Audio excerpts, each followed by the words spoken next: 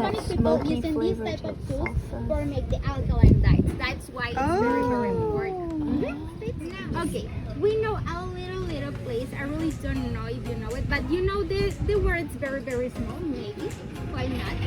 But it's a Williams Sonoma. Williams Sonoma. We have Or a lot of give those. you oh, I can give you another option. If you know a Mexican community, they maybe a little have a more option for you. Very well. And again, with your hand brush and new water, very well, and that's it.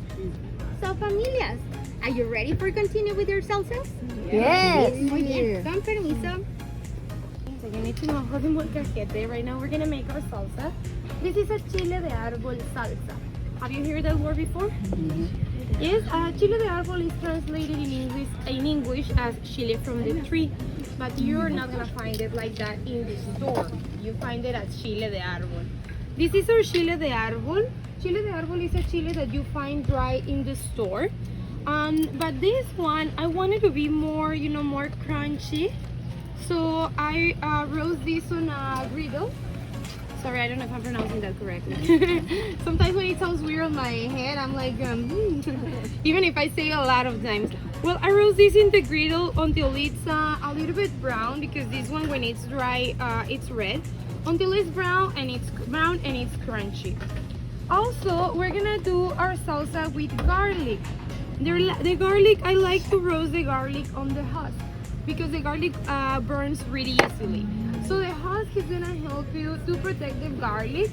And I do this in medium heat. This one is on low heat. This one is on medium. Then when it's ready, when you start feeling it soft, you take it out the fire, and then you peel the husk, and you have the garlic. Our next ingredient is gonna be the tomatillo. This is the tomatillo. You can pass it around. You feel it's a little bit waxy. Tomatillos are not a green tomato, okay? They will never turn red. And actually, tomatillos are considered to be family of the berries. It's because of the amount of seeds that they have on the inside. And it's a little bit waxy, because also tomatillos have a husk. You need to take out the husk, wash the tomatillo, and then for this one, we boil it. So we're gonna use some tomatillo. This is already boiled tomatillo. The water that you see right here, this is the juice actually that the tomatillo is releasing. Tomatillos are the base of a lot of our green salsas right here in Mexico. You can also do them for 3 chile de árbol, sorry, 3 garlic, and 3 tomatillos. However, this is gonna be spicy. If you want medium, I can give you 2. If you want mild, I can give you 1. Or if you don't want any spicy, I can give you half of 1 chili pepper. Usually right here in Mexico, we say that women, when they are mad, they make really spicy salsas, because they want everyone to have a bad time with them. So let's see if Anita is in a good mood today. ¿Cuántos chiles quieres, Anita? 20. She's in a good mood. 20. To want this falling into our faces. So I'm gonna pass around with our chili pepper. We want to be able to enjoy the salsa. Gracias. Yes, then you leave. Is this okay? Yeah. You want smaller ones. Okay. Just to have the taste. Oh, it's bigger. I can find one. So good though. Yeah, that one. Perfect. Is this okay? Or it's too big? Okay. Oh. Yeah, the half chili turned into little flakes. Yeah. The chile de árbol is in the molcajete. Chili rounded up. Molcajete is made of lava rocks and packed that nice, smoky flavor to the salsa. Delicious. Smells great.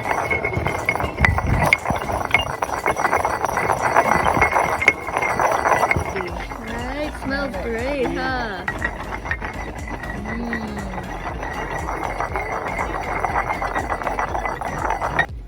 Doing that with our molcajete. On this one, we're gonna make a paste.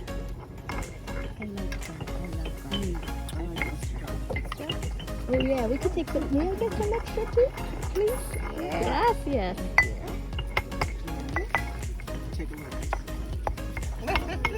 We all are starting.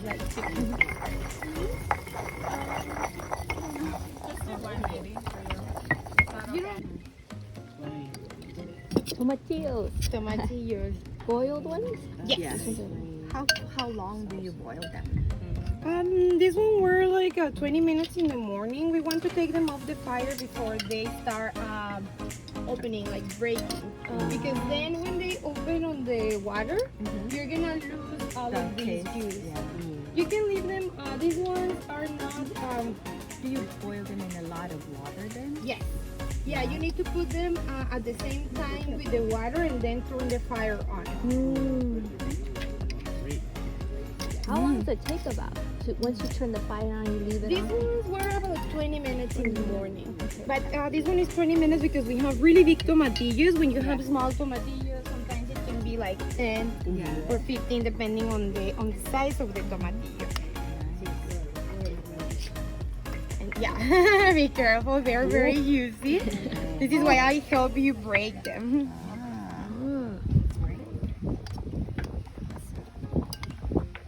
And also, this one is already smoky because of the garlic and the chili, but also you can grill them, and you can make another kind of salsa. The flavor is gonna be different. Body of the salsa. So for this recipe, we're gonna add 2 pinches of salt. Just keep in mind that right here we don't call this a pinch. Oh, we don't. This 3 is a pinch. fingers. Whoa. We're gonna add 2 big pinches of salt. We already have a lot of smoky flavors and a lot of flavors in our salsa, so we're gonna do just a small one of black pepper. Then you can mix it all in. 2 big Try it pinches. with a shift. Let us know what you think. Yeah, 2 big And pinches of after salt. we add our salt and pepper, we're gonna transfer the One salsa into little the pinch. clay bowls that we have in front of us. If you have the same spice level as your partner, you can share. Or if you want to keep your salsa separate, and I'll have some extra bowls for you. You want it right? Yeah, we don't add lime to this salsa because, you know, when you have strong flavors, the lime will take away all of those strong flavors. So a few years ago, some co-workers were out of their shift, and they were hungry, and they were like, what are we gonna do? And they have a lot of avocados, but they didn't want to eat just the simple avocados. As you can see, we have a lot of rosemary, so they came up with this recipe. For this recipe, we're gonna use rosemary, garlic, and serrano. I'm gonna give Anita 6, ¿verdad? 6 pieces. Trapito. Okay. How much would you add to this guacamole for 6 avocados? 6? 2. That's a lemon. Avocado lemonade. 1 or 2. We're gonna add a little bit. Depending on how juicy the avocados are.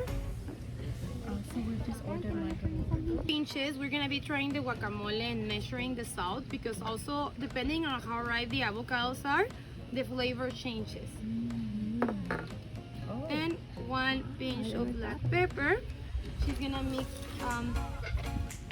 everything. Yeah, I know.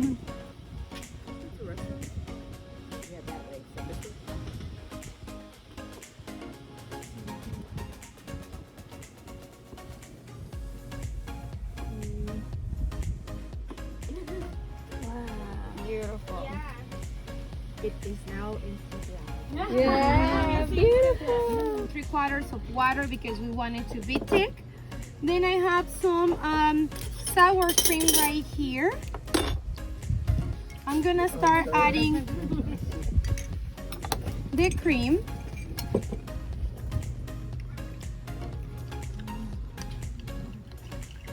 You know, we have this recipe because some people in Mexico like to add sour cream to their dishes. I know. It wants to be part of the meal. Like, I'm gonna tell you the one that is my favorite. Well, the Caesar salad, it was on the 20s, on the time of the prohibition. You know, a lot of people used to come to Mexico to the borders to celebrate or to party. So it was the 4th of July and a lot of people wanted to go to Tijuana, you know, to have some drinks, have some fun. And there is a restaurant from Cesar Cardini. Actually, he's an Italian that was living in Mexico. And on his restaurant, he was not expecting British sauce. Also some olive oil, some lime, some Parmesan cheese, and we have croutons right now, but he had some dry bread. So he made a recipe, a lot of people like it, and that's how it became famous. Right now, what we know is that it's one of the most famous dressings in the world. So we're gonna start right here by cooking.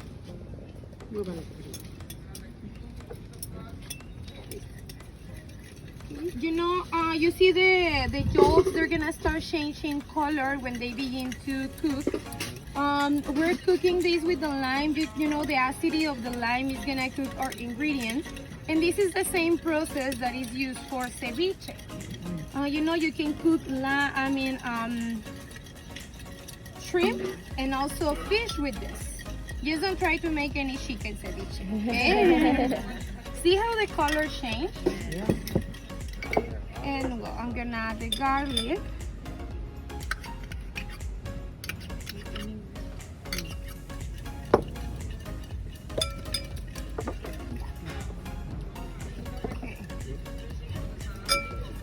You know, on this recipe, on this salad, you can make it at home on a wood bowl. On this one, we want to use the crystal one so you can see this is mostly for a show. Also, you can use other tools to mix it. Just don't use a blender. But then we're gonna add the rest of the lime and the consistency is going to change. Parmesan cheese on this recipe. Then I ask you if you like it because I'm gonna add a little bit on the dressing, and also I'm gonna add some when I'm mixing the lettuce, and I'm gonna add some on the top when we already have our salad. So I hope you really like it. So it's all alive and green and beautiful. This one is just like a sample.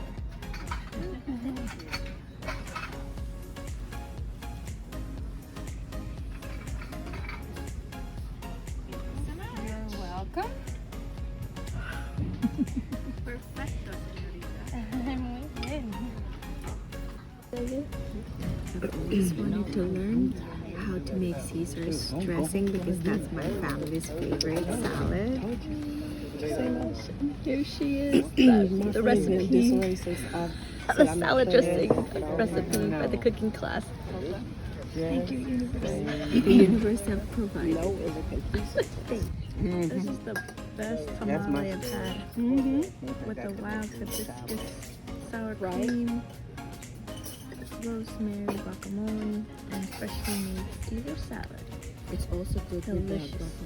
I love it. So I think we all deserve a round of applause. Yeah.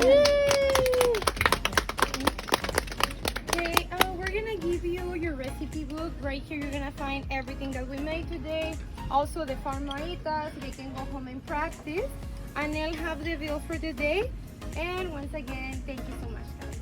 Thank you. Gracias. Gracias.